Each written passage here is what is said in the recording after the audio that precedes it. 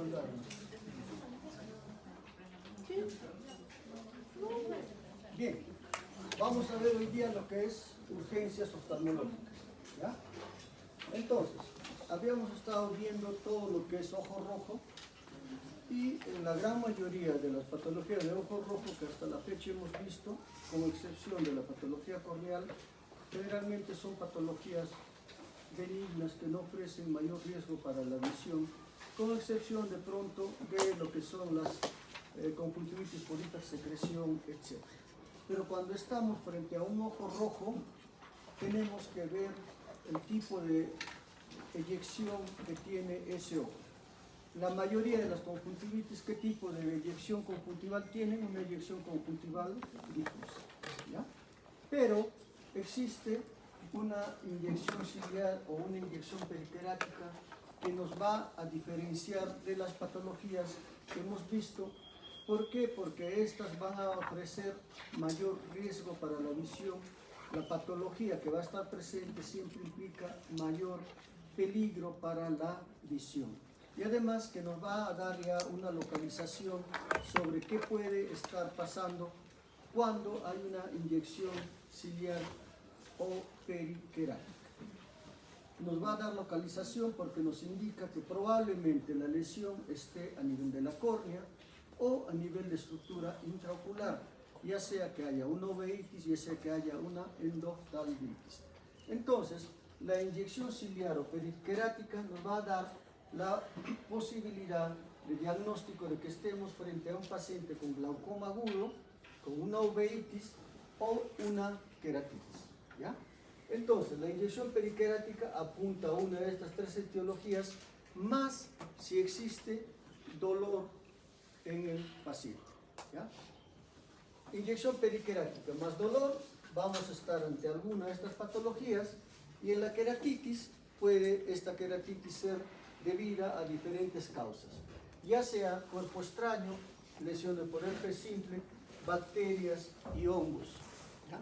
Entonces vamos a ver pues patologías que puedan cursar con inyección ciliar. Entonces habíamos dicho que la inyección conjuntival es una inyección amplia, difusa. Cuando hablamos de inyección ciliar, vamos a encontrar esta inyección principalmente en lo que es el limbo corneal, ¿ya? Hay una congestión generalizada, pero más intensa a nivel del limbo. Cuando encontramos este tipo de inyección, pensaremos ante la probabilidad de una uveitis, un glaucoma agudo o problema corneal, ¿ya? Entonces, esta inyección ciliar, recuerden también como un signo de peligro, porque cuando está presente vamos a estar ante una patología de riesgo, ¿ya? Entonces, la inyección ciliar. Muy bien, cuando estamos frente a un paciente portador de ojo rojo, veamos las pupilas. Cualquier asimetría en las pupilas nos debe de llamar la atención y esto nos orienta hacia un diagnóstico. Ojo rojo acompañado de miosis, eso es una uveitis. Ojo rojo acompañado de midriasis, eso es un glaucoma agudo. Acá, ¿cuál sería el probable diagnóstico para ustedes?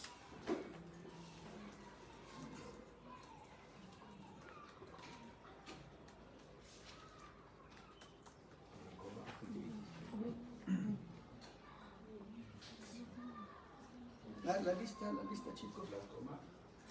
Glaucoma, ¿en qué ojo? En el izquierdo. ¿Puede ser uveitis?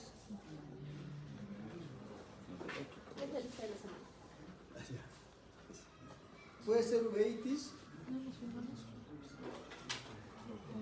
Si fuese uveitis, ¿cuál de los ojos sería? El derecho. El derecho. ¿Cuál creen que esté afectado? El izquierdo. ¿Por qué? El derecho está más pequeño. El enrojecimiento que el ojo derecho que el izquierdo.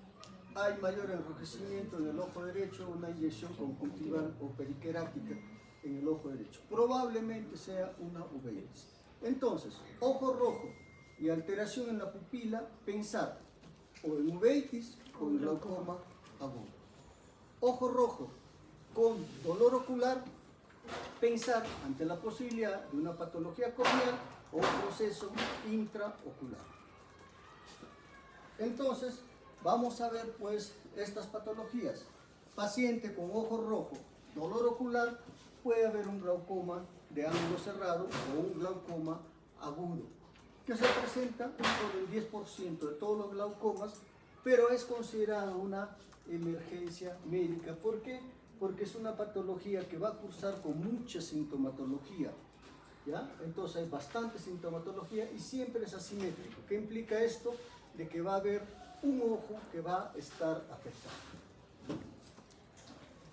Entonces, en condiciones normales, la presión intraocular es mantenida por lo que es el tumor acuoso, que se va a formar en los procesos ciliares, y desde los procesos ciliares va a ir por la cámara posterior, por la pupila, a la cámara anterior, y de ahí, en la parte más periférica, va a estar la malla trabecular, y de ahí pasa al canal de Schlemm a la circulación general. Entonces se va formando y se va eliminando en forma constante. En el glaucoma crónico va a haber una lesión principalmente en lo que es el sistema de drenaje a nivel de la malla trabecular, como lo veremos.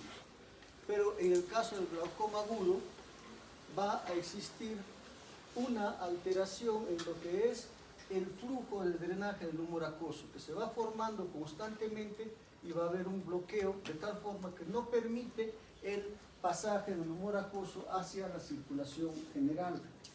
Entonces, una presión intraocular elevada, más si se da con características de presión elevada muy alta, va a dañar al nervio óptico. El nervio óptico es una estructura que va a constituir los axones de todas las células retinianas que van a ir hacia la corteza occipital, donde se realiza la visión, ¿ya? Entonces, si hay un daño que va a estar constantemente expresado por la presión alta, lo que va a existir es un daño en lo que es el nervio óptico, que puede llegar a una atrofia de papila. Entonces, en el glaucoma agudo se puede llegar a eso. ¿Quiénes son las personas que más frecuentemente pueden tener un glaucoma? Generalmente pacientes del sexo femenino, pero pacientes hipermétropes. ¿Qué implica esto? Pacientes que tienen ojos más pequeños, ¿ya? Entonces, en ellos puede haber este glaucoma agudo, y también hay un antecedente pues familiar de este glaucoma. Entonces, en los pacientes con hipermetropía, son pacientes que tienen estructuras mucho más pequeñas, lo que hace que exista mayor predisposición a que exista lo que se llama un bloqueo pupilar. Entonces, para recordar de que el humor acuoso se va formando y va saliendo hacia la circulación general en forma continua. Se forma y se va eliminando en forma continua. Pero, ¿qué es lo que ocurre cuando existe un bloqueo pupilar? Un bloqueo pupilar que es desencadenado por un factor de midriasis ocular. Cualquiera que sea la etiología, ya sea medicamentoso, ya sea que se esté en una estructura oscura, se produce la midriasis y hay un bloqueo pupilar. ¿Y qué implica este bloqueo pupilar? De que el humor acuoso que se va formando no pasa por la pupila hacia la cámara anterior y a la circulación general. En estas condiciones, como se está formando en forma constante el humor acuoso, pues este iris se va bombando, ¿no? Y se produce un cierre angular. Este cierre angular va a producir de que aumente la presión intraocular a niveles bastante elevados. La presión intraocular en condiciones normales es dada por el humor acuoso en valores de 10 a 20 milímetros de mercurio. Cuando existe un glaucoma agudo, esta presión puede subir a 40, 45, 50 milímetros de mercurio. ¿Ya? Entonces, esto es lo que pasa. El humor acuoso que se va formando no pasa a la circulación general y se va reteniendo en el ojo. Y esto hace que se aumente la presión intraocular. A ver, ahí en la imagen, si el humor acuoso no sigue su camino, ¿qué habría que hacer? Cabrera Pérez, Santiago. ¿Está? Justo no está. Allá. Ya, no hay problema, estás presente.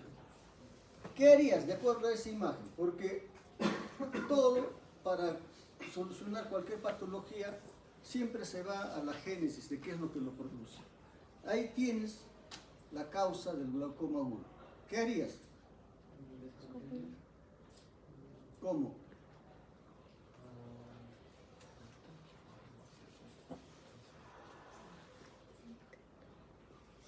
Tito, ¿qué harías? La luz podría hacer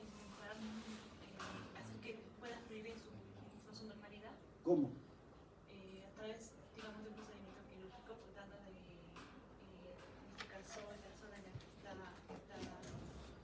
liberarla. Ya.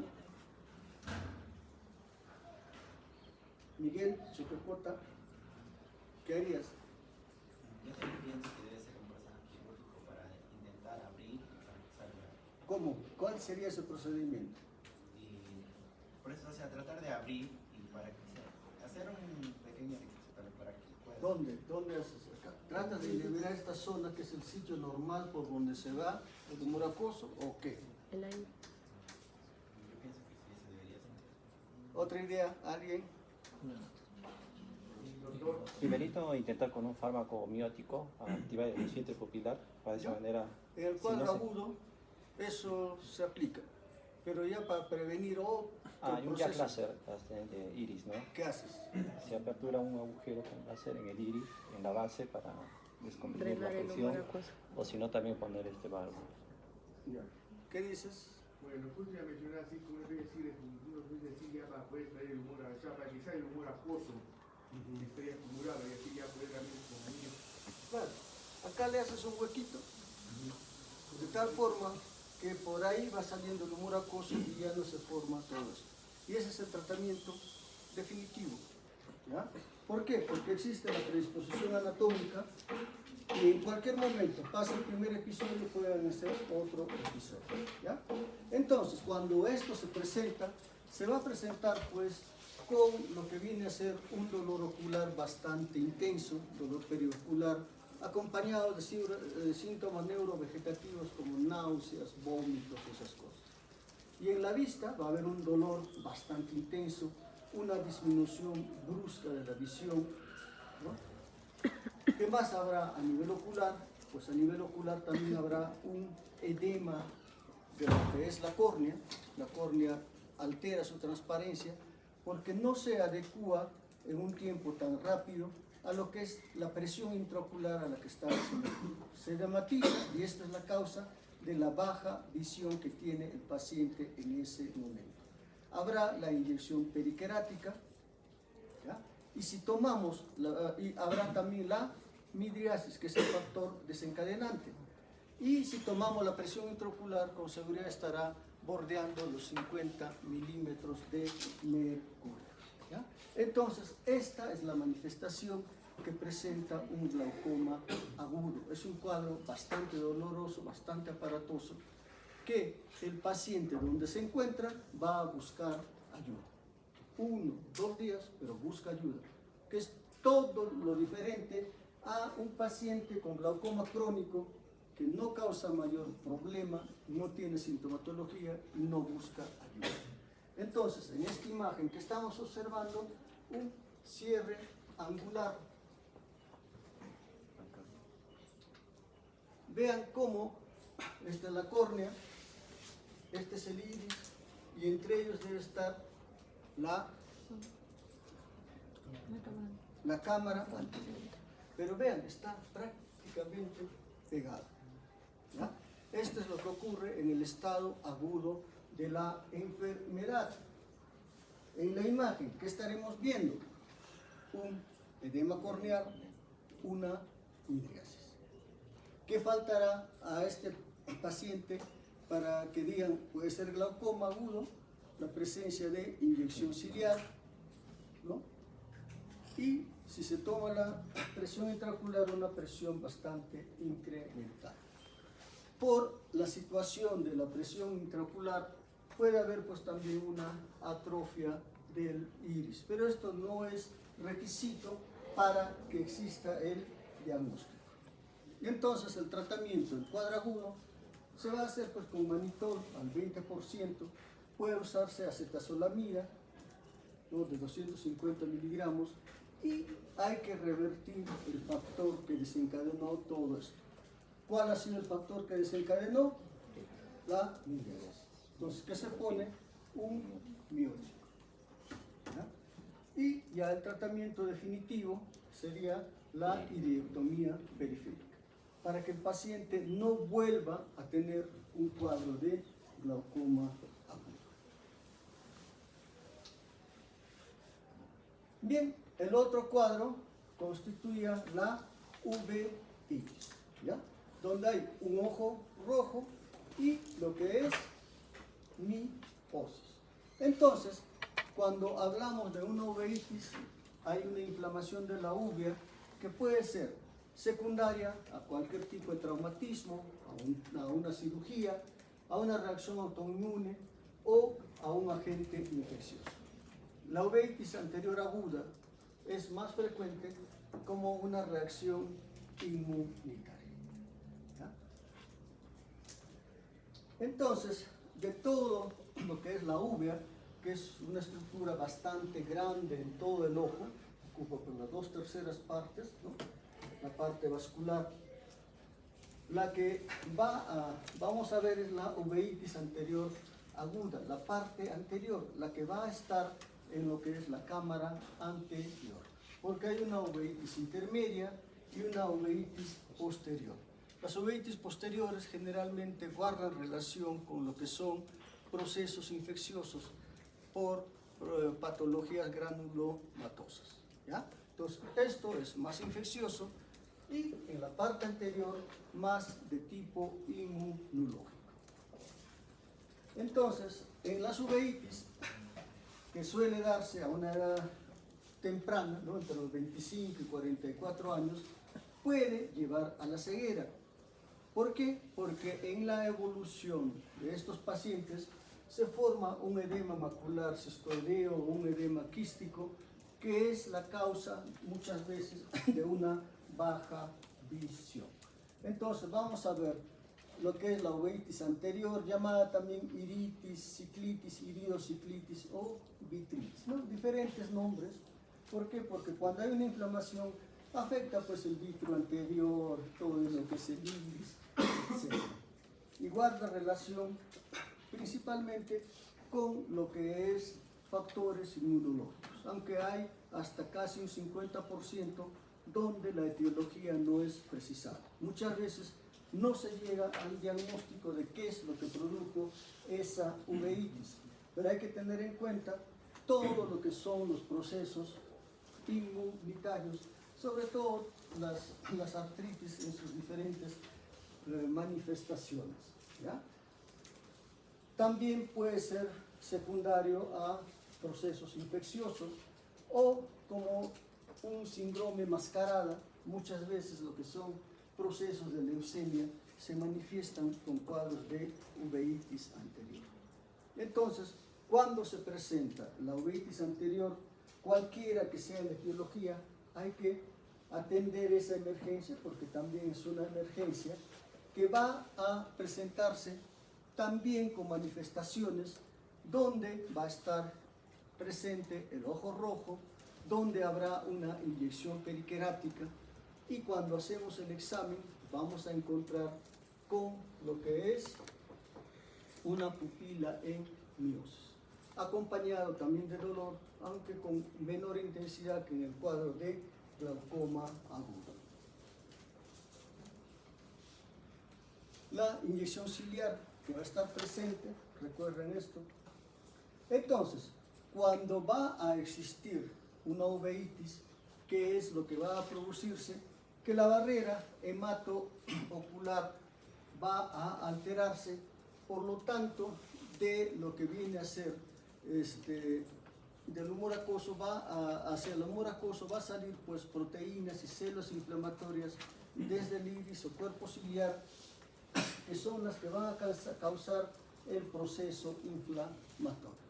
En este proceso inflamatorio va a haber una serie de signologías oculares que es importante tenerlos en cuenta, dentro de los cuales tenemos al TINDA, que no es otra cosa que proteínas plasmáticas en el humor acuoso, que cuando están presentes y lo vemos con la lámpara hendidura, vamos a ver pues células que van a producir cierta turbidez en la cámara anterior. También tenemos otras células como leucocitos y otro tipo de células, incluso fibrina, que van a estar en la cámara anterior. Los depósitos queráticos, los depósitos retroqueráticos, son hallazgos que son patognomónicos de una uveitis, y también puede haber nódulos iridianos que vamos a ir describiendo.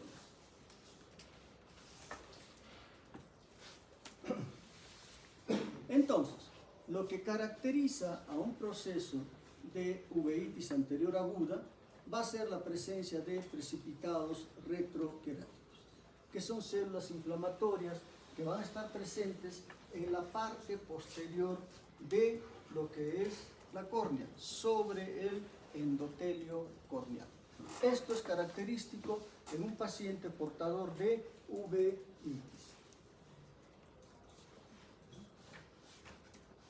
Muy bien, generalmente las uveitis cursan con precipitados retroqueráticos finos, pero puede darse que exista un precipitado, lo que se llama en sebo de carnero, que son precipitados mucho más gruesos, más grandes.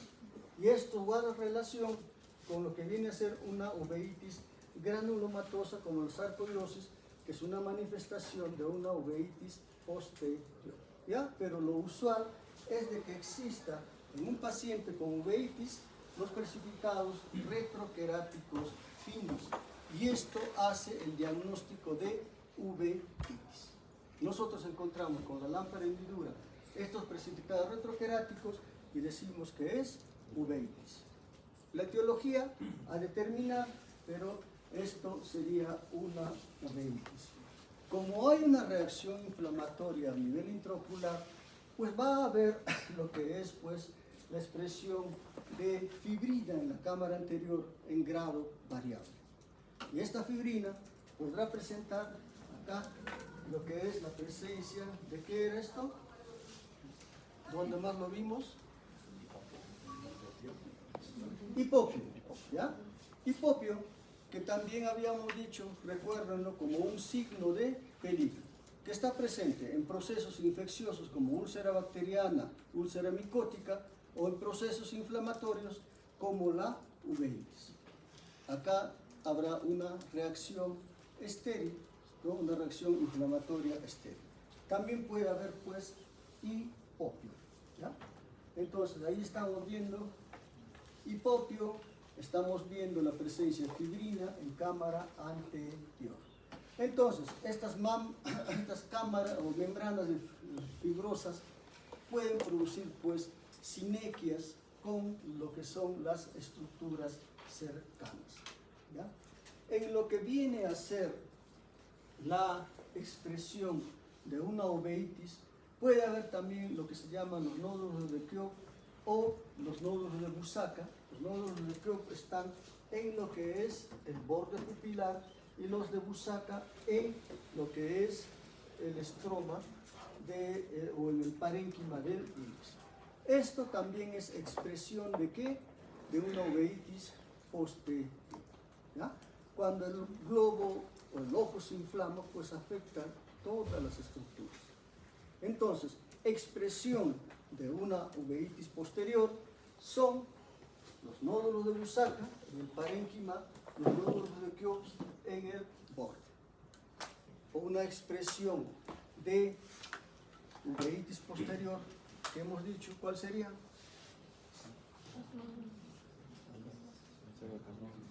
Los precipitados en sebo de carne.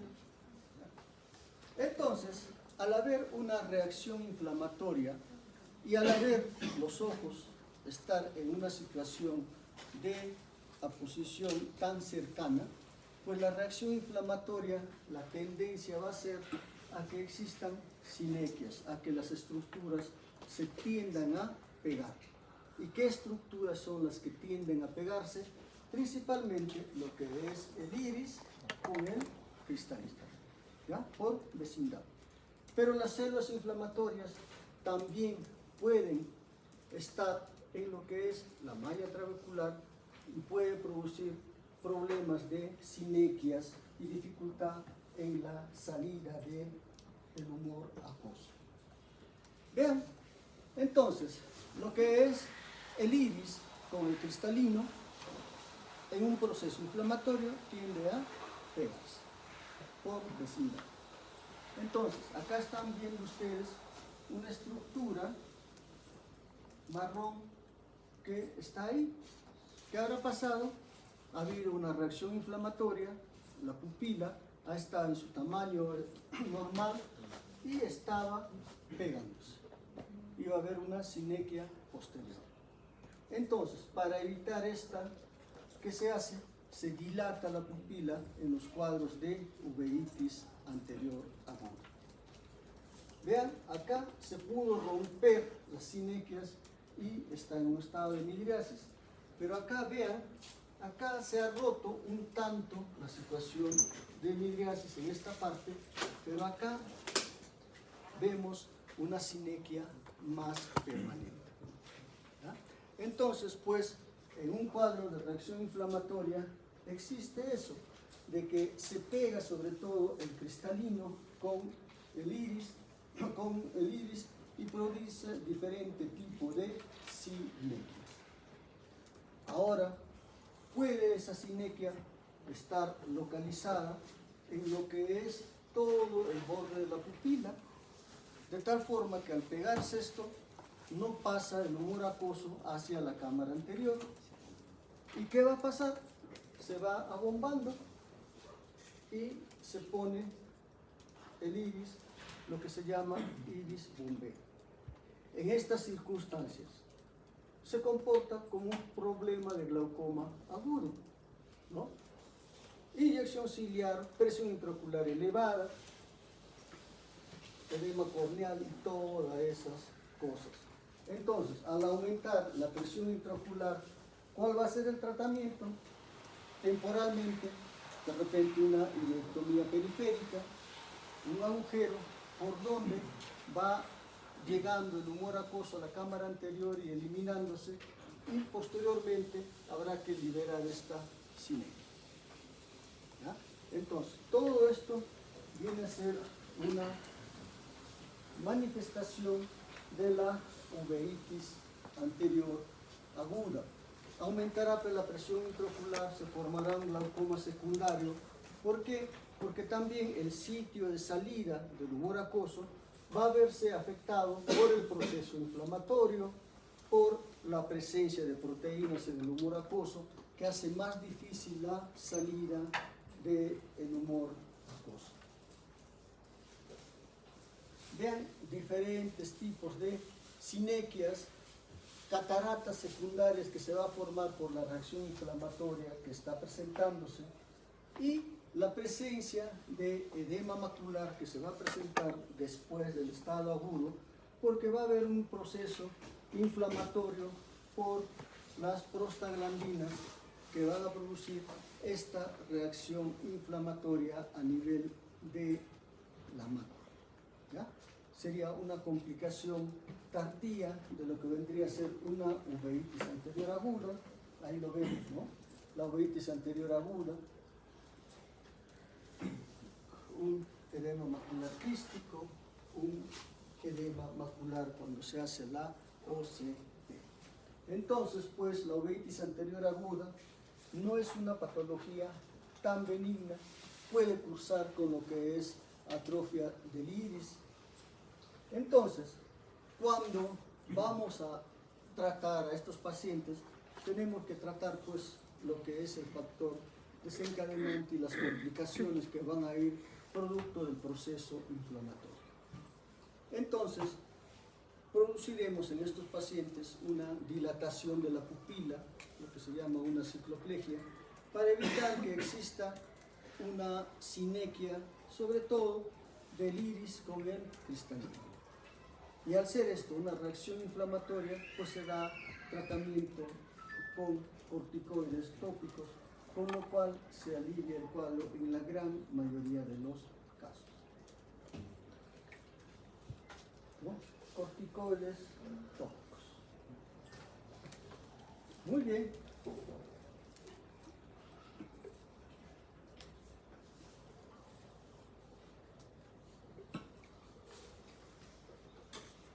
Muy bien. Entonces, dentro de lo que ya son urgencias oculares,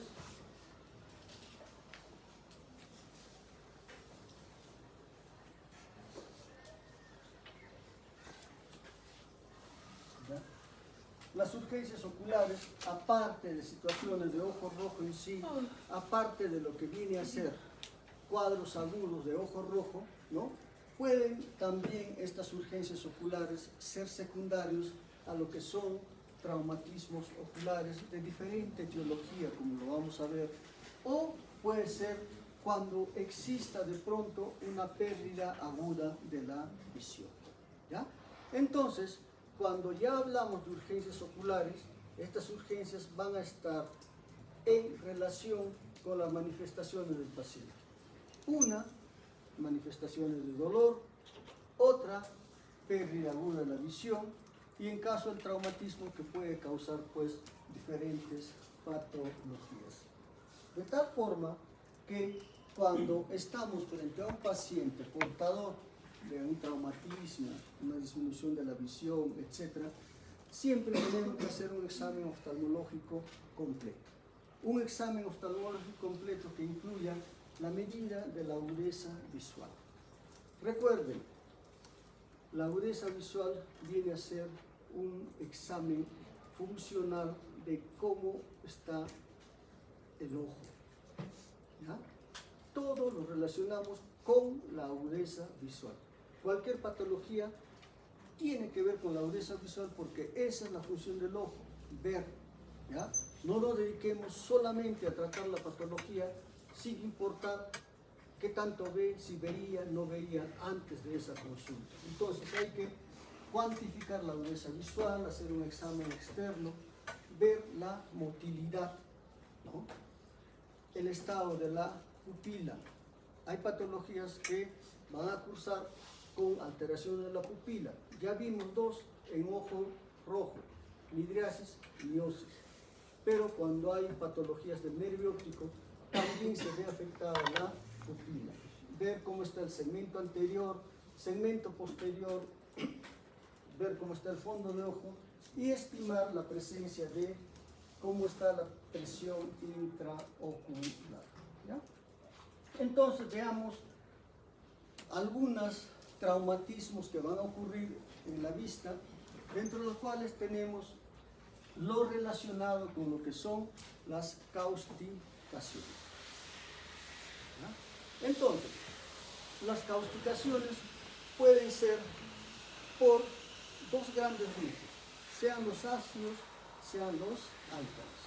Los dos son potencialmente peligrosos, y cuando van a actuar con la superficie ocular, los ácidos coagulan proteínas y forman una barrera, de tal forma que no existe acción prolongada en cuanto a que sigan interviniendo y entrando a estructuras intraoculares.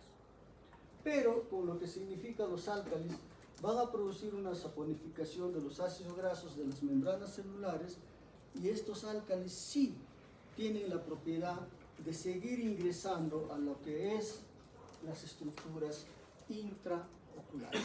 Por lo tanto, esto los hace mucho más peligrosos en cuanto a lo que viene a ser el pronóstico de estos casos, ¿ya? Entonces, tanto los ácidos como los álcalis son estructuras o son sustancias que son usadas no en establecimientos específicos, sino que lo tenemos en casa, ¿ya? Si bien el ácido sulfúrico se usa en la industria química, en las baterías, etc., pero el ácido clorhídrico, esto lo tenemos en casa, el ácido acético lo tenemos en casa, ¿no? En lo que es las causticaciones, los álcalis, el hidróxido de calcio, cal, yeso, cemento, son álcalis. El hidróxido de sodio, la soda cáustica, el limpiador de baño, cocina, las lejías. Vean, todos son productos que tenemos en casa. Entonces, pues, las causticaciones van a ocurrir también en casa, y si tenemos cualquiera de estos productos y hay niños de por medio, pues hay que guardar bien estos productos, ¿ya? Porque puede haber accidentes. Cuando hay una causticación, cualquiera que sea la etiología, va a haber pues de la superficie ocular lesión principalmente en la córnea, que es la estructura más lábil. Habrá también lesión en la conjuntiva, habrá quemaduras de primer y segundo grado en la parte periocular, que es necesario evaluar para ver cómo está interactuando el cáustico con la superficie ocular, ¿no? Entonces, si hay una alteración en la conjuntiva, esta conjuntiva se va a edematizar, aparecerá quemosis, etc., ¿no? Y hay que tener en cuenta los antecedentes, a qué hora sucedió, era un químico, etc., pero hay que hacer lo que es una anamnesis bastante rápida, ¿ya? Entonces, los ácidos, cuando producen algún tipo de lesión, van a producir lesión que generalmente esta lesión va a estar mucho más intensa. ¿En dónde? A nivel corneal. Puede haber una lesión de este tipo que nos está indicando una lesión corneal relativamente amplia. En el caso de los álcalis, puede haber una lesión mucho más amplia. Vean, tenemos una congestión ocular marcada, ¿no? Y una lesión corneal amplia, con una desepitelización corneal total, con edema corneal.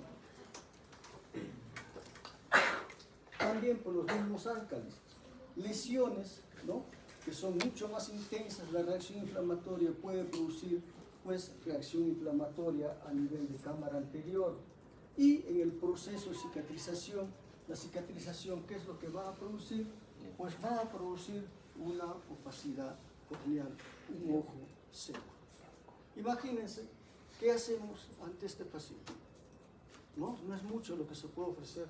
De repente un trasplante corneal en un paciente con ojo seco nos complica bastante. ¿Qué hacer entonces?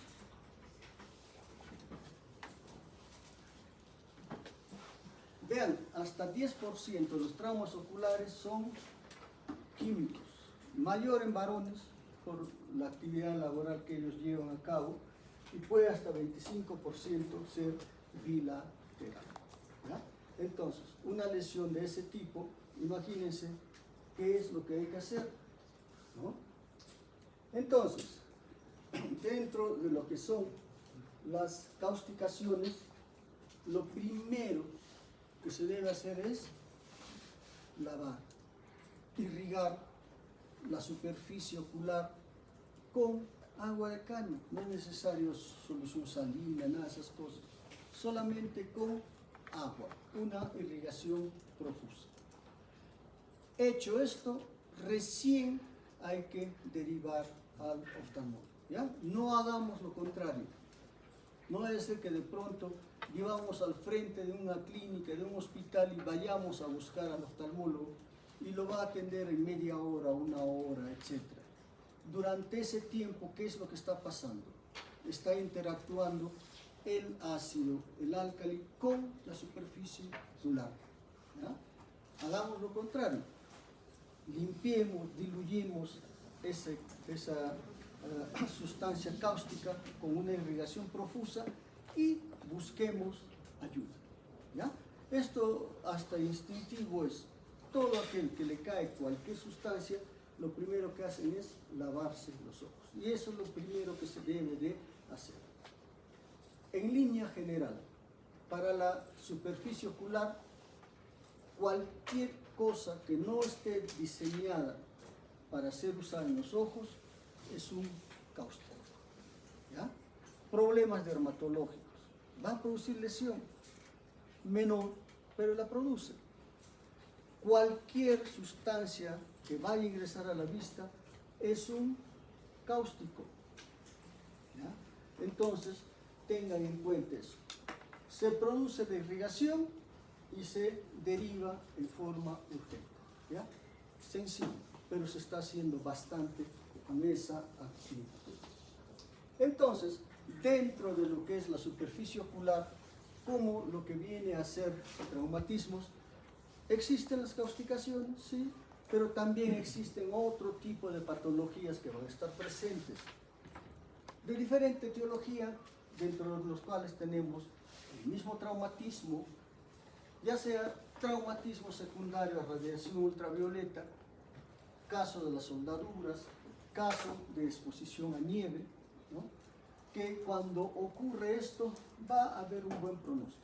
¿Ya? Cuando vean ustedes a alguien que está soldando, no se queden a mirarlo, por más que sea algo interesante lo que está haciendo. ¿Ya? Porque si están sin protección, va a haber esta abrasión corneal que se produce entre 4 a 6 horas después del evento. Y si bien tiene un buen pronóstico, el cuadro es bastante grave o aparatoso, ¿ya? Porque es una queratitis que va a aparecer en forma bilateral con todas las manifestaciones de un cuadro agudo, que va a haber pues dolor ocular, fotofobia, lagrimeo, blefaroespasmo, inyección ciliar, etc. ¿Ya? Entonces, ¿qué se hace? Oclusión con antibióticos, uno de los ojos, el ojo menos afectado.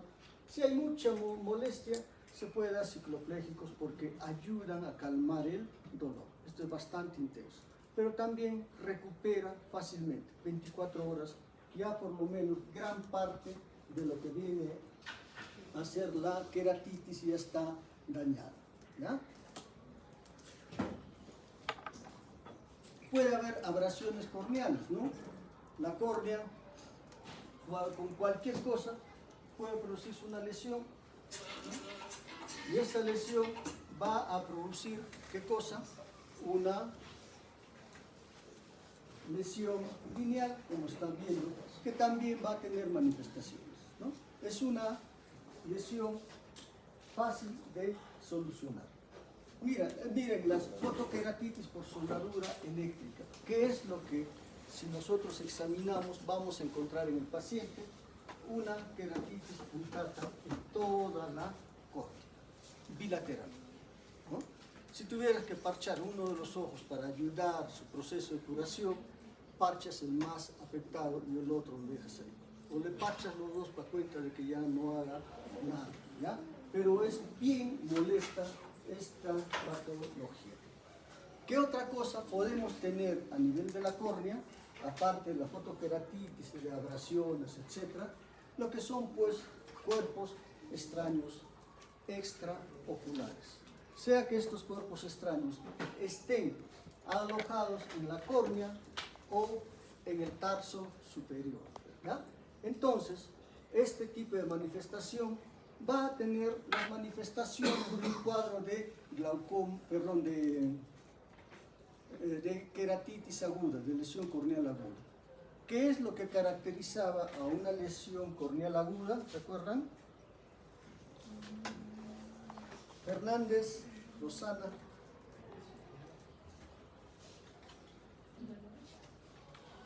Dolor, ¿qué más? Ya. Pero cuando ya hablemos de córnea, hablemos de inyección periquerática, ¿ya? Es más específico. ¿Qué más? Lo hemos dicho. Brandon. ¿Qué Brandon? ¿Qué más había?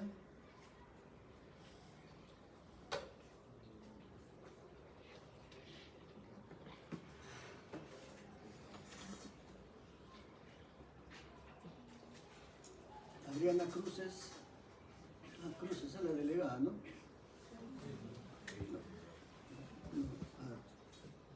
¿Tú tenés Cruz? Hay otra Cruzita. Ya, Adriana Cruces. ¿No ha venido? Ah, ya. Volver a apoyar aumentado, fotofobia, ¿Y cuál? sensación de corrupción. Bueno, Y dalo. confusión en regulación. Otra. A ver, la que está a tu lado. Al otro lado. Está en tu mano. Manifestación de lesión corneal. ¿Cuál?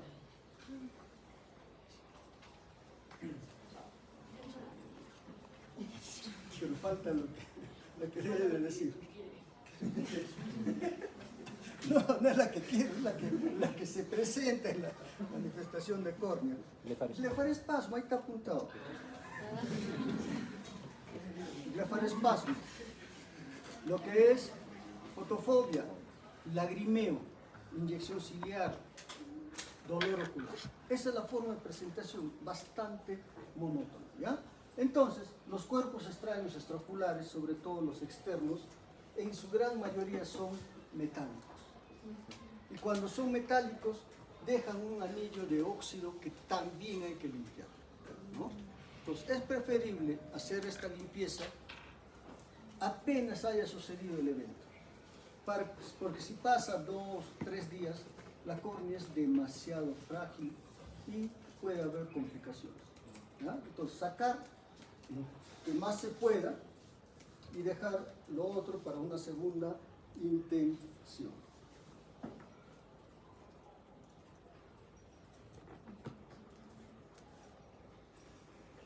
A ver, vean, ¿qué hay ahí? ¿Qué están viendo?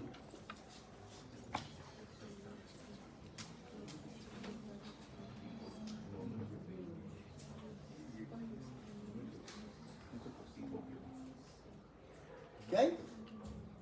¿Qué hay, chipopio?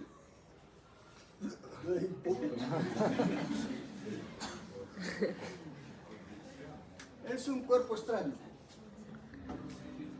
Y acá, otro, esto, Bulas epiteliales. no, cuerpo extraño, pero por explosión. Entonces, ¿qué hay que hacer? Sacas este cuerpo extraño y hay que sacar todo uno por uno. ¿Ya? Entonces, el cuerpo extraño hay que sacarlo. Vean, un cuerpo extraño. Porque pensarían en cuerpo extraño, ¿verdad? Si esta es la córnea y ven esta estructura marrón y llega con enrojecimiento ocular, etcétera, su posta, ¿qué piensan? Cuerpo extraño. ¿Qué hacen? ¿Cómo limpian? Esto tiene que sacarse con una jeringuita, con algo puntiagudo y bajo observación, ¿ya? No traten de sacar, porque así es un proceso extraocular. Imagínense que perforen, se convierte en un proceso intraocular, se complicó mucho las cosas, ¿ya? ¿Que le va a doler? Sí. Le dan su analgésico, etcétera, le ponen un poquito de lidocaína y lo mandan para que lo saquen, ¿ya? Porque es complicado, y más si es metálico, ¿ya? Entonces, esto mejor lo derivan, no se hagan problemas.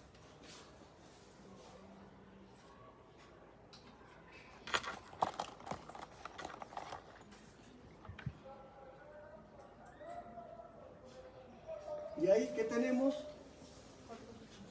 ¿Dónde? El tarso superior. ¿Listo? Ahí está, subtarsal. Esto sí pueden sacarlo, ¿ya? En sus prácticas aprendan a divertir el párpado, porque gran parte de los problemas está ahí en el tarso superior. Le echan un poquito de lidocaína y lo sacan. Y se solucionó todo el problema corneal que esto puede afectar, etc. ¿Ya? A ver.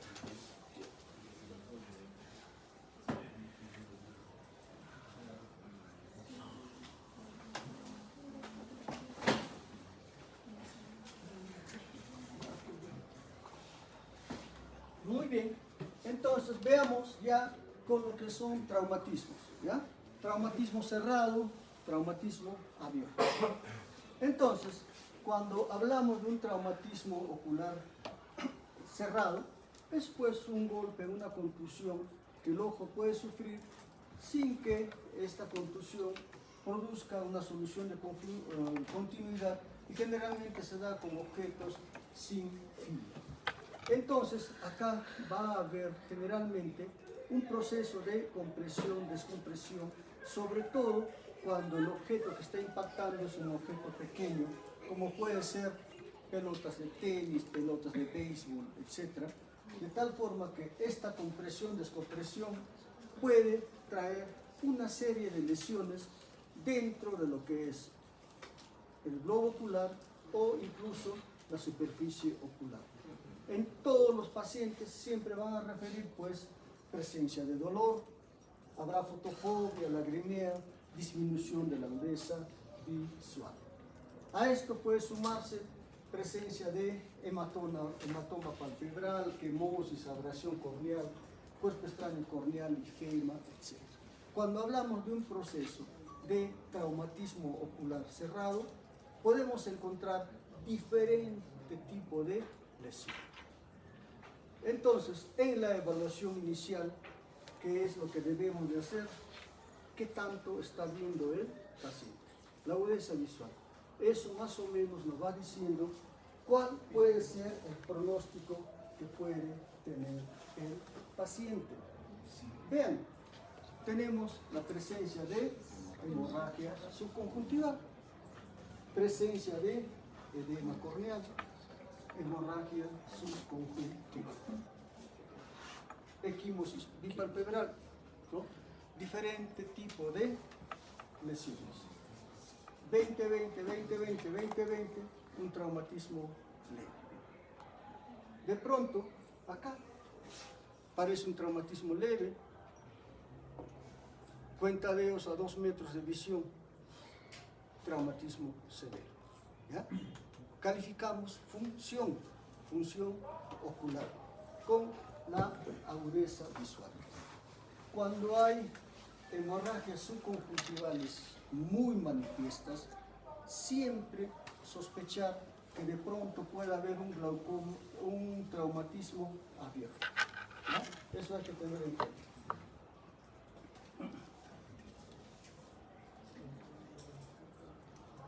En los traumatismos cerrados, una de las causas más frecuentes o las estructuras más frecuentemente dañadas lo constituye la córnea.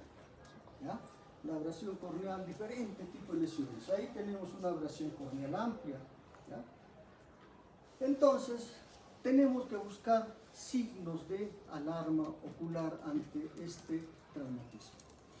Por ejemplo, la presencia de defecto pupilar aferente. ¿Qué implica esto? Que la pupila no se contrae a la iluminación. Cuando esto ocurre, probablemente haya una alteración del nervio óptico. Ver la presencia de anisocoria.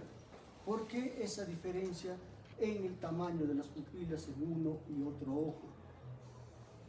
Facodonesis, iridodonesis. ¿Qué implica esto? En condiciones normales el cristalino está sujeta en una posición por las fibras que tiene alrededor, pero con un traumatismo pueden estas fibras romperse y producirse subluxación y luxación del cristalino. Subluxación, está en su sitio el cristalino, pero está sujeto de una forma mucho más débil, de tal forma que cuando el ojo se mueve, el cristalino también se mueve. Eso que se llama facodonesis. El iris con el cristalino también tienen una especie de apoyo, de tal forma que cuando el cristalino está en su sitio y el ojo se mueve, entonces el cristalino y lo que es el iris, no pasa mayor cosa. Pero cuando no hay un apoyo, también va a haber una iridodonesis. ¿Qué significa esto? Que el iris se mueve. ¿Ya? Puede haber facodonesis, iridodonesis, que nos va orientando a qué es lo que puede haber causado ese traumatismo. Una alteración a nivel del cristalino probablemente. Puede haber luxación, subluxación del cristalino, a cámara anterior, al vitrio. Puede haber la presencia de ifema, que es sangre en cámara anterior, hemorragia subconjuntival masiva, etc. Aparte de la lesión externa en párpado. Todo eso puede ocurrirse en un traumatismo ocular. ¿Qué están viendo acá? Anisocoria. Listo. Presencia de traumatismo. Y ven esto, ya pues, que busquen la causa de qué está produciendo eso. Ya no es problema de ustedes. Tienen que derivarlos.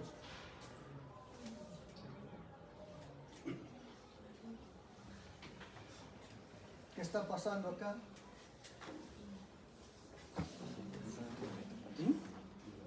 Hubo una ruptura de sonido. Claro, ruptura de esfínter pupilar.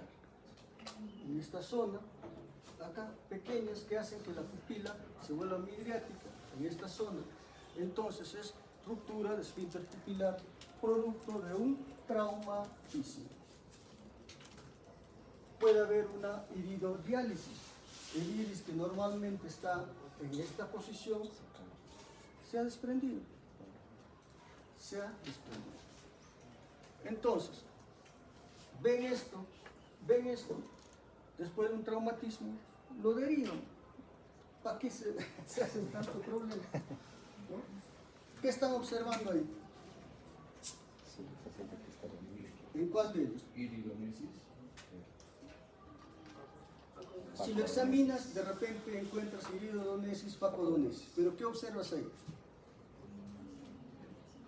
En el grande es una subluxación. ¿Cuál grande? Ah, el de acá. Esta imagen grande. Ya, esta parte Hay una sombra. no está el cristalino debiera estar hasta por acá. Subluxación del cristalino. Entonces habrá facodonesis. ¿Por qué? Porque toda esta parte no está sujeta, entonces el cristalino se mueve. Esta parte del iris se moverá, iridodonesis, ¿no? Acá, ¿qué está pasando?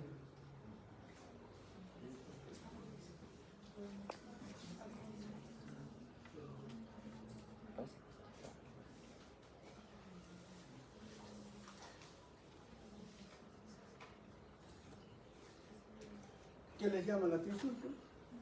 Describan, a ver.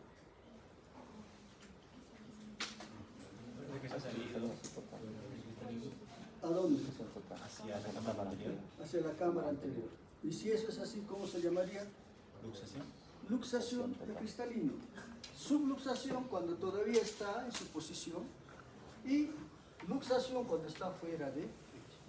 Ahora, esto producirá otra patología, un glaucoma agudo, ya es otra cosa, pero hay una luxación del cristalino. Ahora, puede haber ifema, sangre en cámara anterior. Entonces, también esto consideren otro signo de peligro. Porque cuando aparece, cuando hay que traumatismo, ya no aparece así en forma espontánea. ¿Ve? Grados de ifema. ¿Y qué es lo que va a pasar con esta presencia de ifema? A mayor ifema, más posibilidad de incremento de la presión intraocular, porque esta sangre, ¿por dónde se va a eliminar?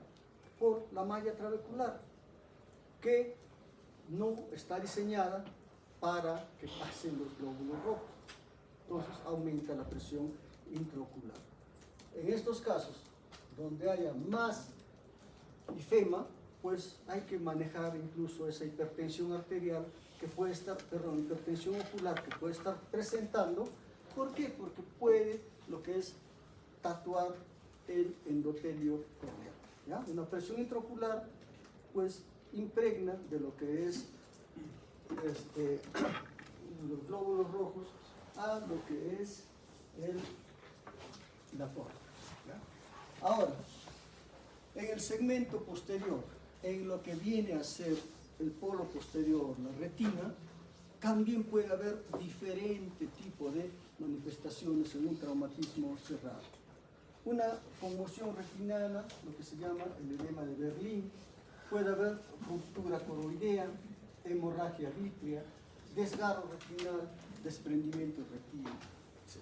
¿Ya? Entonces un traumatismo cerrado pues, puede abarcar diferentes patologías del polo anterior, polo posterior, puede haber combinación de ellas, todo depende de la magnitud de lo que viene a ser la lesión que ha sufrido, ¿no? Una conmotio retiniana donde hay un edema en el polo posterior.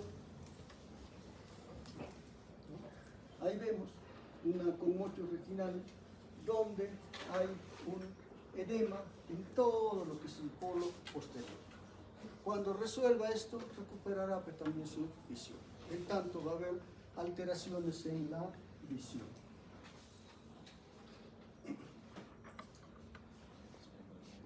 Tenemos un desgarro retinal, ¿no? Producto del corte.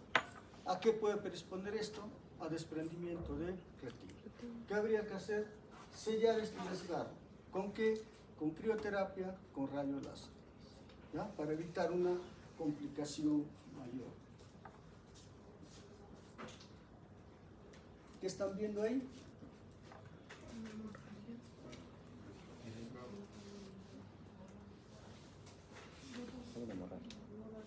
Hemorragia vítrea. ¿Ya? Hemorragia vítrea. Entonces, cuando hay un trauma orbitario, ¿qué puede haber? Pues puede haber no solamente lo que es una lesión de lo que significa el globo ocular en sí, sino también de la parte que contiene al globo ocular, que vendría a ser la órbita, que puede alguna de estas paredes ser fracturada, ¿ya? Sobre todo la pared inferior y la medial, que son las estructuras más frágiles. Puede haber una fractura de este tipo de patología de paredes, y cuando existe fractura de paredes puede haber crépitos a la palpación, porque también guardan relación con lo que es la nariz, y cuando hay pues fracturas puede haber lo que es crépitos. Puede haber restricción de movimientos porque los músculos extraoculares son de repente atrapados por estas fracturas y hay limitación de movimientos en algún campo de la mirada, y puede haber edema periocular. ¿Ya? Bueno, se está viendo fracturas de pared. En este caso puede haber incluso hasta alteración del nervio óptico, ¿ya? En un traumatismo cerrado puede haber pues también lo que es lesión del nervio óptico, sobre todo a nivel del canal óptico, que es el sitio por donde va a acceder hasta la corteza occipital. La imagen de la derecha es una fractura de la lámina papilácea. Bueno, claro, y esto va a producir pues, ¿qué cosa produciría?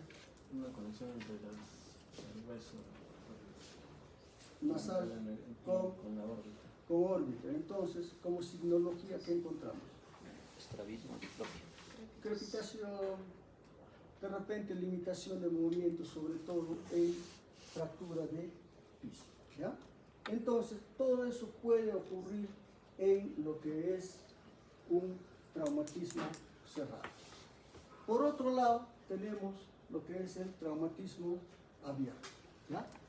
Donde esto ya implica un mayor compromiso ocular y va a haber mayor riesgo de endoftalmitis, ¿ya? La endoftalmitis es una patología que se va a presentar en patologías que tienen una cirugía intraocular o en un traumatismo abierto, ¿ya? En estas circunstancias, cuanto más tiempo pase abierto una herida, más posibilidades de endoftalmitis, ¿no? Entonces, cuando hay un trauma ocular abierto, ¿qué habrá?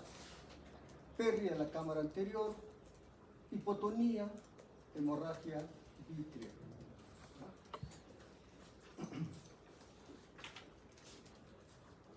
En la imagen, ¿qué estamos observando?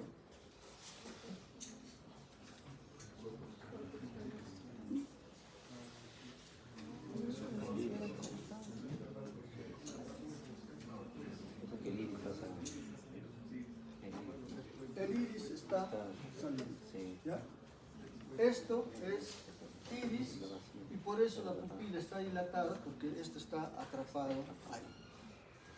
¿Ya? Una herida abierta. ¿A qué nivel?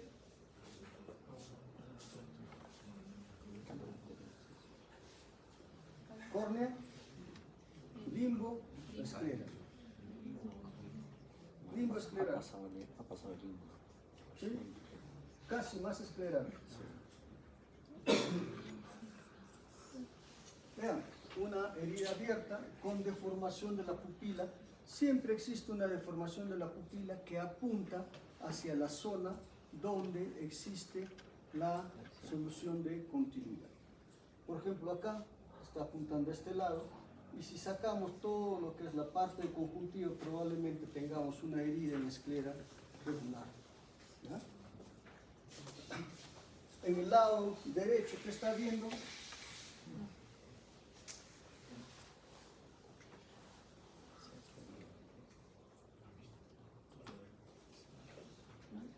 Una herida corneal, ¿verdad? Muchas veces las heridas abiertas, sobre todo en córnea, puede haber pues una herida que está atravesando lo que es no todo el espesor corneal, sino en forma laminar, ¿no? Entonces, hay una solución de continuidad que a veces no se objetiva, y en estos casos se pone fluoresceína y por la herida va a haber la fluoresceína que va a ser eliminada, ¿ya? Y este es el signo de Seger. Esto nos indica qué cosa, una herida abierta.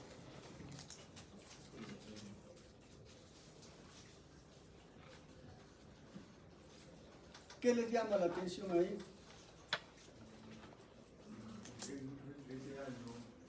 ¿Cómo?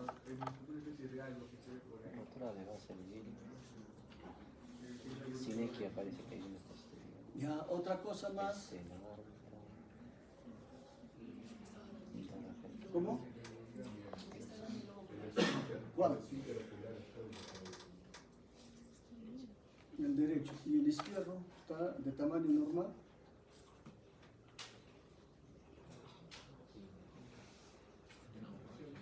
No hay simetría, doctor. ¿Por qué? Porque es que se mira como una esfera en el lado izquierdo, no. Entonces se nota que en la parte posterior ¿Qué estaría pasando? hay una edematización, podría haber una rotura de base de repente en el grueso de la órbita. No se aprecia, pero algo Pero más podría- podría estar.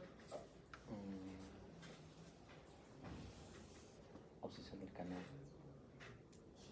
De repente, una herida corneal amplia, una hipotonía ocular. ¿Ya? Por eso el ojo está más pequeño.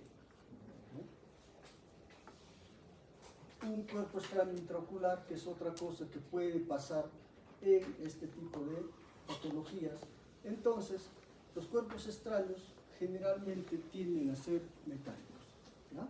Entonces, evitar usar resonancia magnética, ¿ya? Porque produce migración de estos cuerpos extraños metálicos.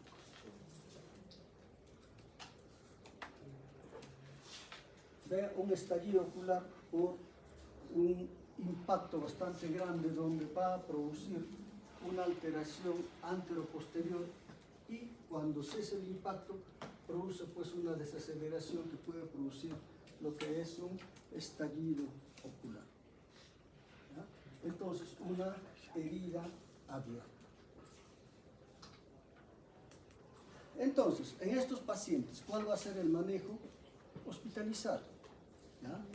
No aplicar medicamentos tópicos, sobre todo cuando existe la sospecha de una herida abierta, porque los antibióticos están diseñados para uso externo. Si hay una herida abierta y entra dentro del ojo, entonces ya produce otro tipo de complicaciones.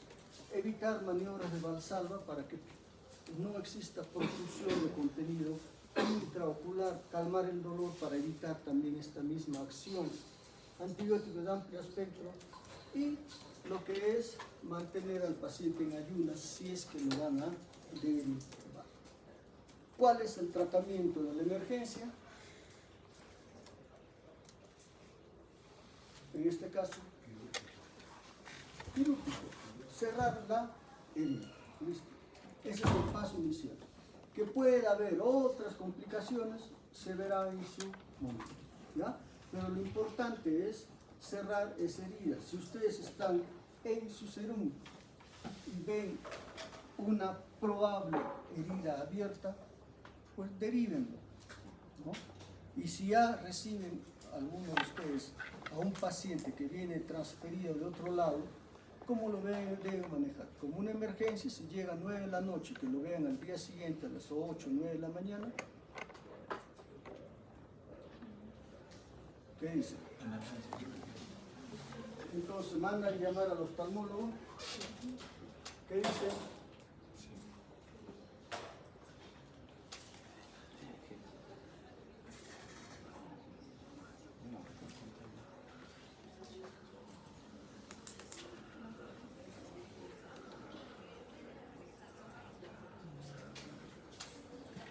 Claro, si ya llegó de algún sitio, ¿no? Con 6 horas, más las próximas 8, 10, 12 horas, entonces, ¿qué es lo que estamos haciendo en el paciente? ¿Qué podría tener si se sigue postergando el tratamiento?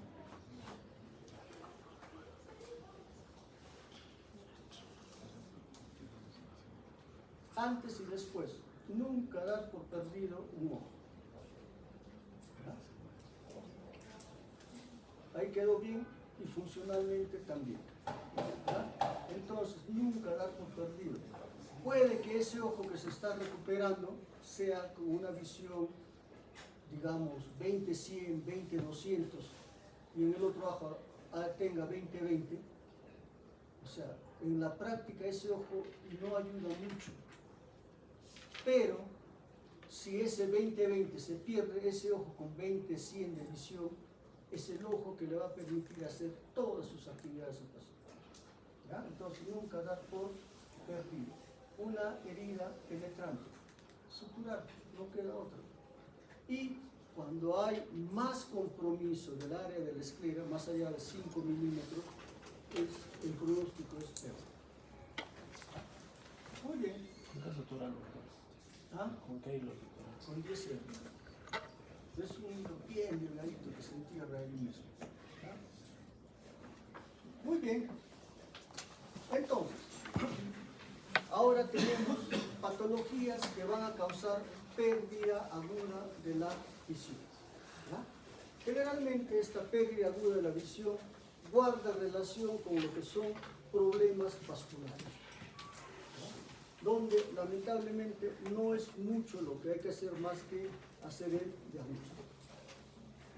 Entonces, tenemos oclusiones venosas de la retina, que viene a ser una manifestación relativamente frecuente, es la segunda más frecuente después de problemas de retinopatía diabética, ¿ya?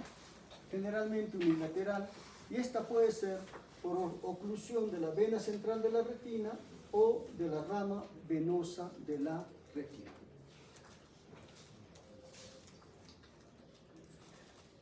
¿Por qué se produce? Porque hay un aumento en la viscosidad sanguínea, porque hay inflamación en la pared venosa o aumento de la presión externa, ¿no? Por aumento de la presión intraocular, por cruces arteriovenosos que suelen verse en hipertensión arterial, etc. Son condicionantes de una probable obstrucción de vena central de la retina. Como complicación, cuando esto se presenta, va a haber pues un edema macular, habrá isquemia, lo que va a originar una neovascularización. Cuando existe una isquemia retinal, se produce una neovascularización. Vasos sanguíneos anómalos que aparecen sobre la superficie de la retina o en lo que es la superficie del iris. En caso de las obstrucciones de vena central de la retina, son más manifiestas en lo que es la superficie del iris, ¿ya? Y esto nos produce lo que es un glaucoma neovascular. El glaucoma de los 90 días, cuando hay una obstrucción de vena central de la retina, este glaucoma aparece a los 3 meses. Entonces, en la obstrucción de la vena central de la retina, como todo el retorno está afectado, ¿qué es lo que va a haber? Hemorragias en todo el polo posterior. ¿Ya? ¿Y cómo se ven? Así, hemorragias. Todo el polo posterior debe ser de un color anaranjado, pero acá está lleno de hemorragias. Y en este proceso de hemorragia puede estar comprometido el área macular, que producirá una disminución brusca de la visión. Pero el compromiso del área macular también tiene que verse desde el punto de vista si este compromiso está siendo de tipo isquémico o no isquémico. Si es de tipo no isquémico, en tanto reabsorba todo esto, la visión mejorará. Si es de tipo isquémico, la visión que tiene ahí queda, ¿no?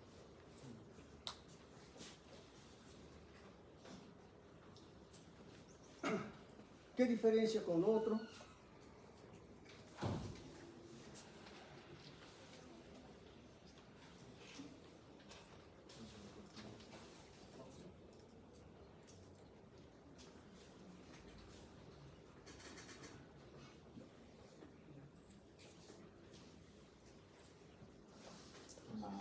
Ya, a ver, ahí La papila. y ahí. El nervio óptico, la papila se nota mucho. Otra. Sí, en la otra había afectación papilar, ¿ya? Sí, Pero porque hay la obstrucción. también, ¿no? Claro, ¿cómo se llama? Sangre ahí cerca, ¿no? Y ahí, El color verde. ¿mm? El color verde. Y otra. La vascularización. ¿Cómo? Dilatada. Los vasos están más dilatados. Otra. Hay mayor proceso de vasos.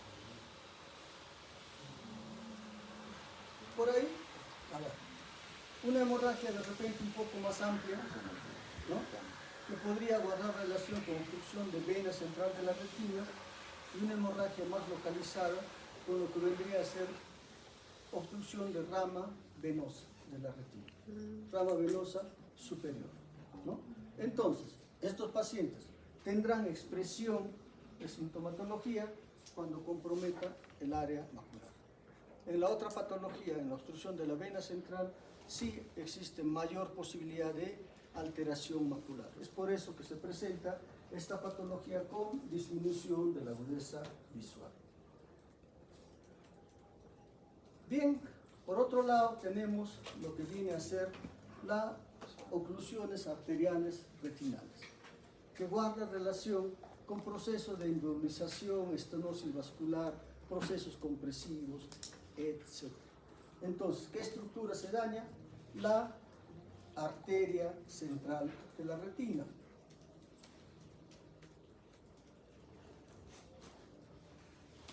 Entonces, ¿qué va a existir en estas circunstancias? Una disminución brusca de la visión que va a ser unilateral, que no va a ir acompañado de dolor. Estos procesos vasculares no van acompañados de dolor. Cuando hay un compromiso de lo que es el nervio óptico, siempre se va a presentar un defecto pupilar aferente relativo marcado, más en estos casos de obstrucción de arteria central de la retina. Habrá una midriasis pupilar que no va a reaccionar a la luz. Y si vemos la retina en un fondo de ojo en el estado agudo, vamos a encontrar pues una retina de color blanquecino, color lechoso en todo el polo posterior, ¿no? Y a nivel macular se ve una mancha rojiza o una mancha rojo cereza. ¿Ya? Esto en el estado agudo de la enfermedad. ¿No?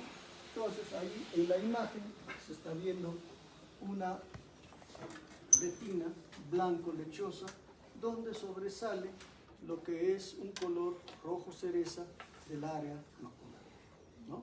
Entonces, lamentablemente, esta es una patología que cuando se presenta pues es irreversible, como también en otro proceso que hemos visto, pero en este caso la visión que tiene en ese momento se mantendrá, pero es una visión baja, ¿ya? Entonces, son situaciones que se presentan, pero donde no es mucho lo que se puede hacer, ¿no? En este caso, una obstrucción ya de rama de la arteria central de la retina, ¿no? Muy bien.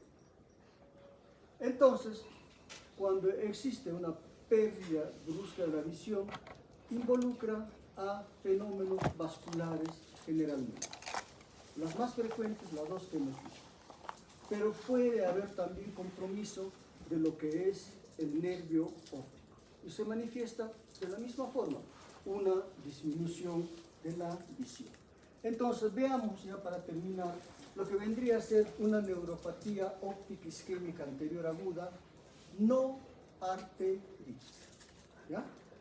Que viene a ser la principal causa de todas las neuropatías ópticas anteriores, casi el 96% de los casos. Y esto es bueno comparado con la otra patología, ¿ya? Es la causa más frecuente de edema del disco en los mayores de 60 años, ¿ya? Mayor en pacientes de raza blanca, ¿no? Es resultado de una insuficiencia circulatoria en la cabeza del nervio óptico, ¿ya? Entonces va a haber pues lo que es una hipoperfusión de la cabeza del nervio óptico y no está asociado a síntomas sistémicos, ¿ya? Lo que sí se relaciona con esta patología viene a ser situación de hipotensión arterial sistémica nocturna, ¿ya? Eso es el hallazgo concomitante más frecuente que se encuentra, una hipotensión nocturna. Entonces, ¿qué síntomas y signos va a expresar un paciente con una neuropatía isquémica anterior aguda no arterítica? Va a haber pues una pérdida brusca de la visión, generalmente al despertarse, que es monocular, que es indolora, ¿no? Una disminución de la visión que suele ser moderada, no es tan intensa como en el caso de las otras neuropatías que hemos visto o alteraciones de ramas venosa y arterial, ¿no? Produce una disminución que suele ser moderada, que va a producir también lo que es un defecto pupilar aferente relativo, ¿no?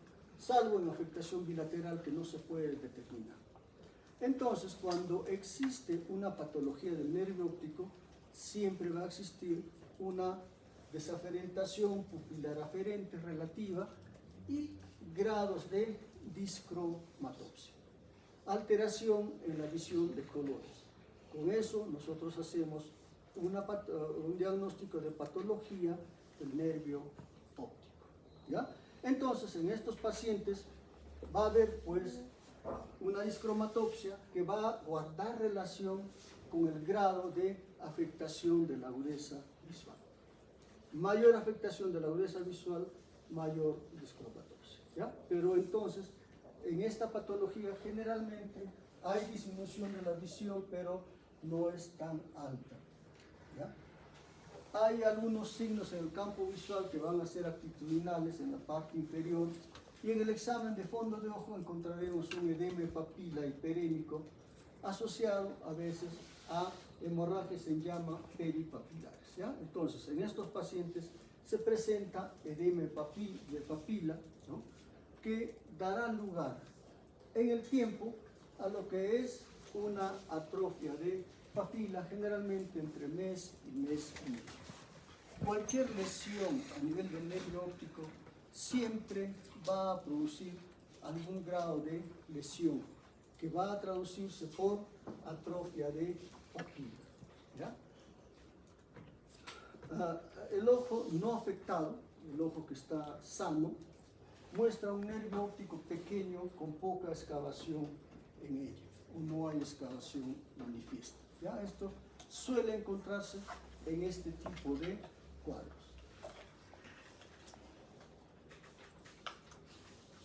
Vean un edema de papila donde no se puede visualizar lo que son los bordes de papila, que usualmente son bordes bien delimitados, ¿no? Pues nosotros vemos esto y ese edema de papila, pues, ya la causa, la etiología, lo tendrá que ver la especialidad, y no es tan fácil ir a lo que es el diagnóstico de lo que lo está produciendo, ¿no? Otra patología que suele presentarse viene a ser la neuritis óptica, ¿no? Que guarda relación con lo que son procesos inflamatorios del nervio óptico. Y en estos, la forma más frecuente de presentación viene a ser la presentación retrovulvar, casi en 70% de los casos. ¿Y qué implica esto? Que va a haber manifestaciones propias de neuritis óptica, pero cuando hacemos el examen de fondo de ojo encontramos un fondo de ojo normal, porque la lesión está detrás. Entonces, podremos encontrar manifestaciones de ese evento de la neuritis óptica a futuro, cuando exista grados de atrofia de papila, pero será entre mes y medio aproximadamente. Se presenta mayor en mujeres entre 20 y 45 años, ¿no? Y puede ocurrir en 50% de pacientes con esclerosis múltiple. Y a veces, en 20% de ellos, es la forma de presentación de la esclerosis múltiple. ¿Ya? Entonces, este cuadro de neuritis óptica, la forma típica, guarda relación con procesos desmielinizantes. ¿Ya? Generalmente, a veces, esta pérdida de la agudeza visual se va dando en forma progresiva, ¿ya? De tal forma que también recuperan y a veces logran buena visión, pero esto guarda relación con la pérdida de visión inicial, ¿ya? Un 30% de pacientes pueden presentar un nuevo episodio de neuritis óptica en los 5 años siguientes. Entonces, esta forma de presentación de la neuritis óptica, que va a darse en forma brusca, que es monocular, que progresa de 2 a 3 semanas y suele recuperarse al mes más o menos, ¿no? Pero es un proceso que muchas veces la recuperación o la presentación es progresiva, y también existe una recuperación de la visión, ¿ya? En el 90% de los casos, la forma de expresión, además de lo que es la disminución de la visión, viene a ser el dolor ocular. Dolor ocular a los movimientos, ¿ya? Entonces, en las patologías que hemos visto, no ha habido dolor ocular cuando se produce el movimiento ocular. En la neuritis óptica sí existe un dolor ocular periocular al realizar los movimientos oculares. Como todo proceso de lesión neural del nervio óptico, vamos a encontrar pues alteración de visión de colores, las discromatopsias, y a veces muy desproporcionadas a la visión que tiene, pero hay esta alteración de visión de colores, y también se presenta desaferentación pupilar aferente. ¿Ya? Esta es la forma típica de presentación. Ahora, en neuritis óptica existe hasta 60% de subdiagnóstico o sobrediagnóstico, ¿ya?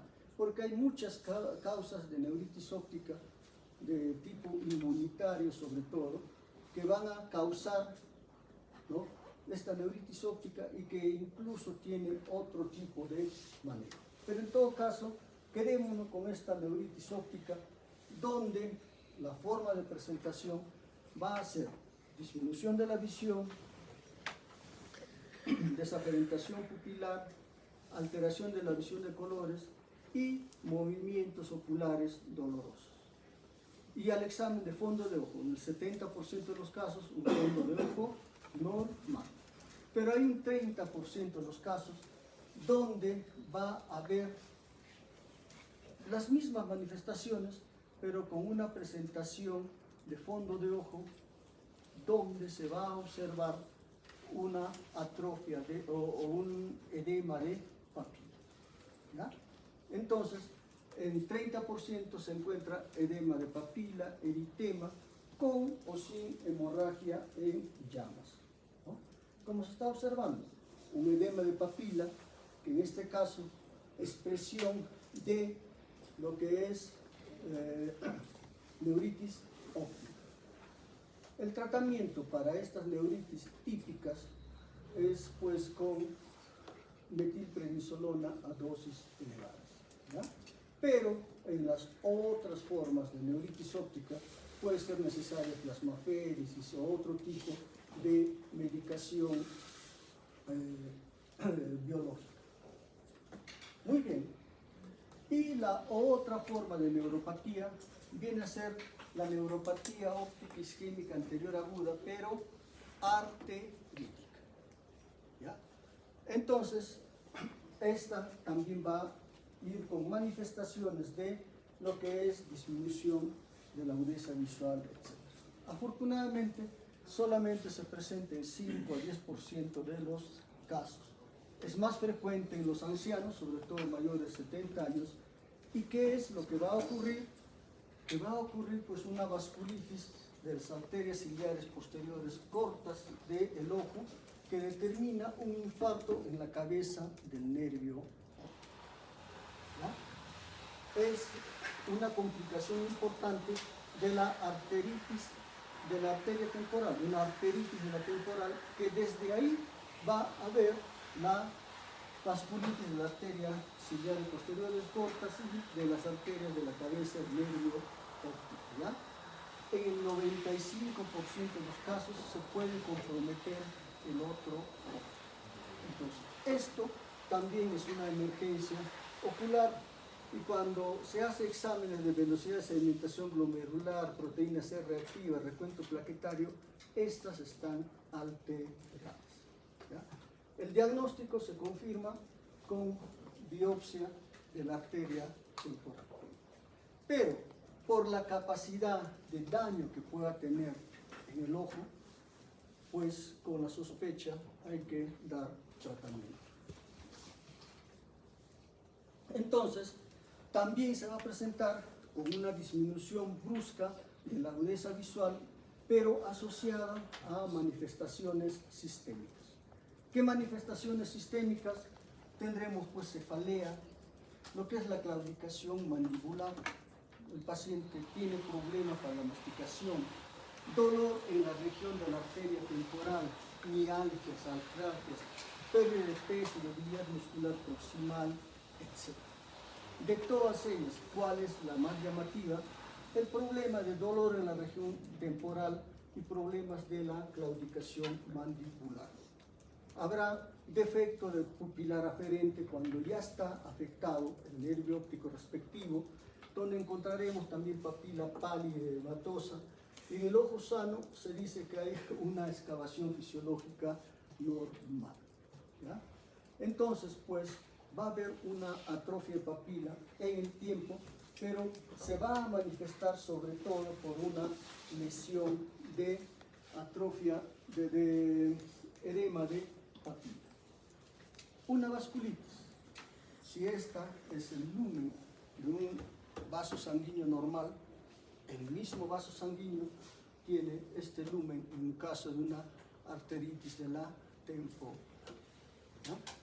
Esto es lo que causa la hipoxia en el nervio óptico. Entonces, vamos a tener una arteria temporal que va a estar indurada, que va a estar dolorosa. y esto es lo que se conoce como la enfermedad de Hooker. Bien.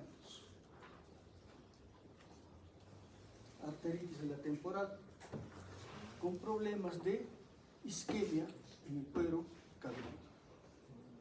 Y esto tiene una traducción en el ojo.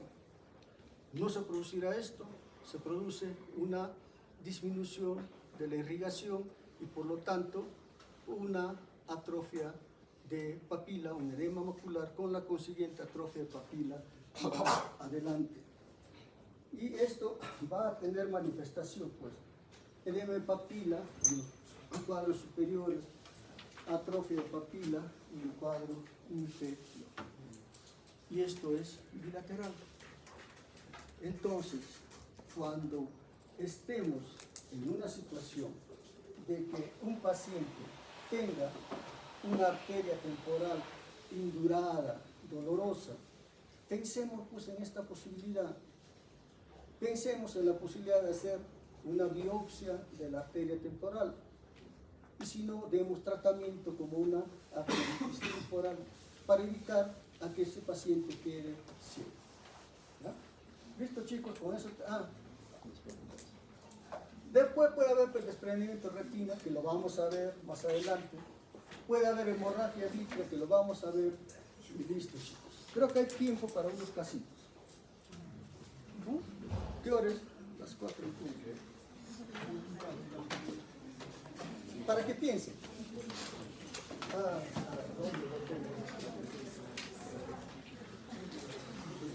Este era lo que iba a dar, pero al final.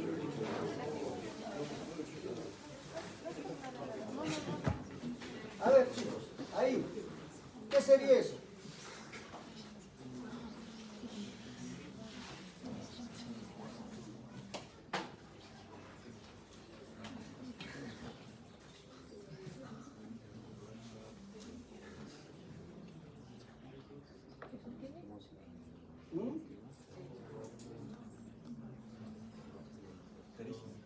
No es terrígeno.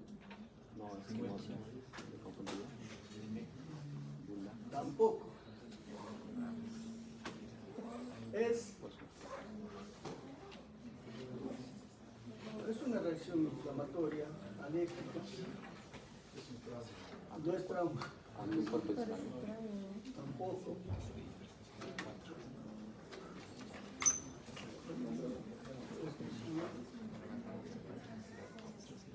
Conjuntivitis flictenular. ¿Ya? Lo habíamos dicho. Que todas las conjuntivitis causan una inyección conjuntival generalizada, ¿verdad? Y la conjuntivitis flictenular, tenemos la flicténula y tiende a desarrollarse una congestión localizada. Ya. Bueno, ectropium cicatrizante, ¿no? Ha habido un carcinoma vasocelular, se ha operado, pero se ha dejado este ectropium cicatrizante.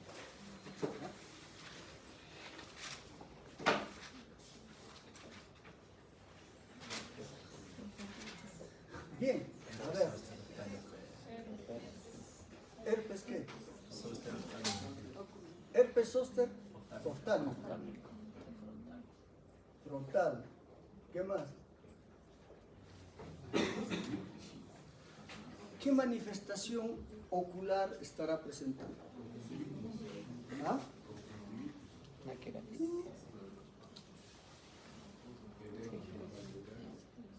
Visión borrosa. ¿Por qué habría la visión borrosa? Una queratina. Por una queratitis. Una queratitis. ¿Creen que haya queratitis acá? Es una córnea transparente.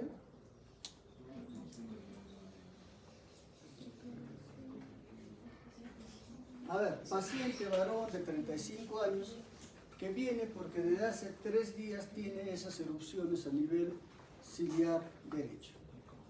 El médico de emergencia lo manda a interconsulta, a oftalmología, y lo reciben ustedes porque piensan que es un manejo de oftalmología. ¿Qué tendrían que hacer ustedes desde el punto de vista ocular?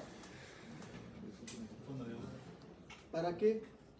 Por si acaso, para ver la papilla. ¿Para qué por si acaso? A ver, otra cosa, ¿qué más harían?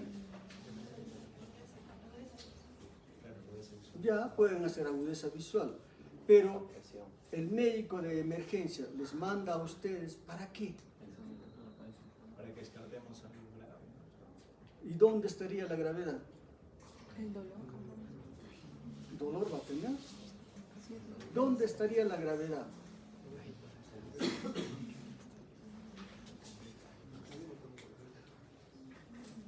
¿Mm? Mira, porque esto ya lo vio el médico de emergencia, lo vio él, se lo manda a ella para que solucione el problema. Ella, ¿qué tiene que hacer? ¿Para qué te lo manda? Recuerdos del pasado. Lleva bronca, ¿por qué te lo manda? Puede subir la presión intraocular. ¿Ah? Puede subir la presión intraocular. ¿Para medir la presión intraocular? No. No se puede saber. Usted le está mandando con algún criterio. ¿Cuál?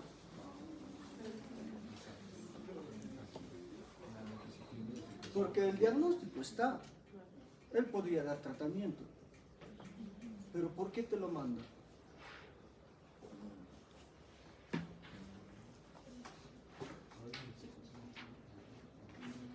¿Mm? Para descartar si hay alguna patología propia del herpes simple que esté afectando al ojo. Y en el ojo, ¿qué puede haber desde el punto de vista de herpes zóster? Inyección conjuntival. ¿Ya? ¿Qué es resultado de otra patología, de otra lesión? ¿Cuál es la lesión que tendrías que descartar?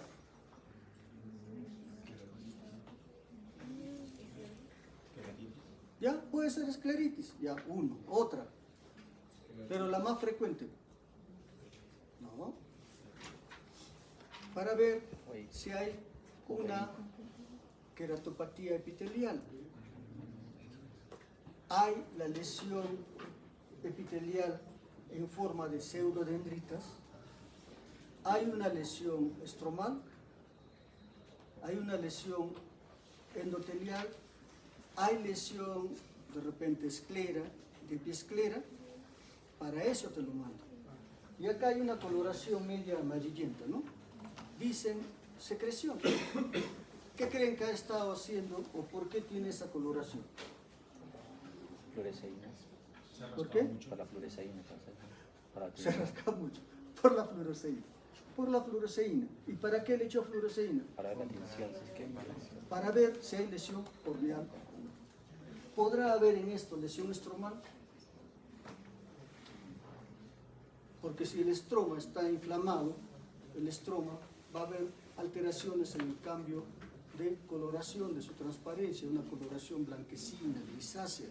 Entonces, no hay problema estromal, no hay problema epitelial y probablemente tampoco haya escleritis ni escleritis. Entonces ya lo tratas como si fuese un herpes con la medicación necesaria. Bien, un glaucoma agudo. Hoy hemos visto, ¿ya? En su serum, en el serum. ¿En base a qué haces el diagnóstico de glaucoma agudo? A ver, ya dime todo.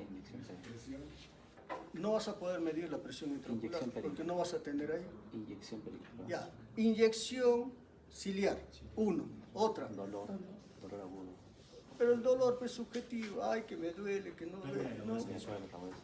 Pérdida de la agudeza visual cuantificada. Si hay pérdida de la agudeza visual, ¿qué más podrás encontrar? Midriasis. Ya, pero ¿con qué se relaciona la agudeza visual disminuida? Fondo de ojo, daño nervio óptico. ¿No?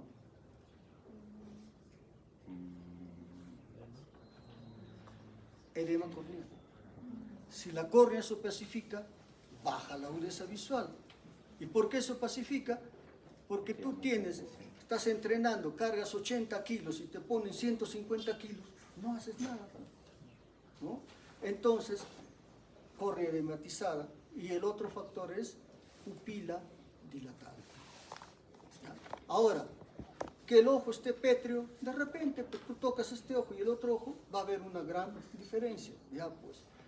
Pero con inyección periquerática, midriasis pupilar, disminución de la visión, edema corneal, tú haces tu transferencia y nadie te va a criticar por eso. ¿Ya? Entonces en el serum se puede hacer así. El fondo de ojo no es importante en glaucoma agudo. ¿Por qué? Porque el fondo de ojo puede estar normal, pero por esa presión tan alta, a los 2-3 meses va a haber daño. Y ese daño se evidencia, pero en el tiempo, no ahora. ¿Ya? Listo, chicos, suerte para el examen, estudien. Nos vemos.